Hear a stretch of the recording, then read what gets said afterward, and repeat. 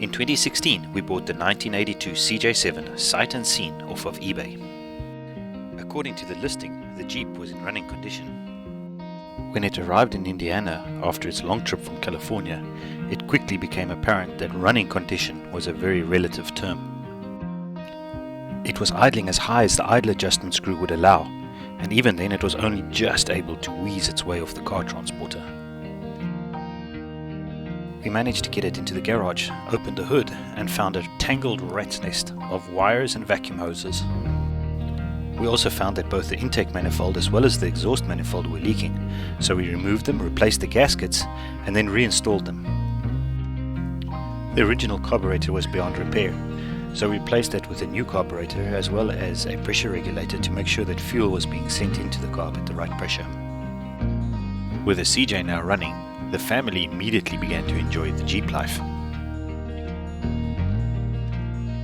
I'd been noticing that the Jeep had low oil pressure, and when I was changing the rear main seal, I found out why.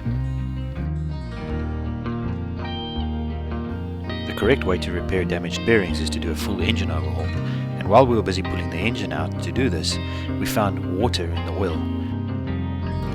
I personally prefer fuel injection to a carbureted engine and decided to buy a 2000 XJ as an engine donor to go to a 4-litre fuel injected engine. A friend and I were working in New York City and we happened to find a 4-litre engine at a local Salvage yard, so we loaded it on the back of his pickup truck and hauled it back to Indiana.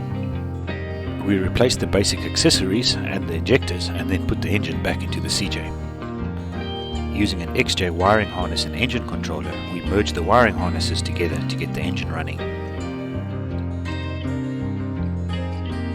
I decided to make the CJ look a little bit better and upgraded to 35-inch tires on a suspension lift.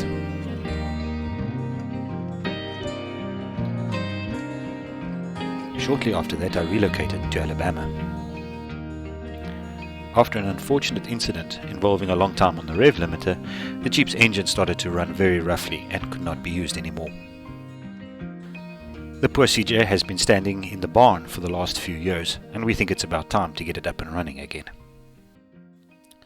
With low oil pressure and a bad misfire, we need to pull this engine out and do a complete engine overhaul. Join us in our next episodes where we tackle this project.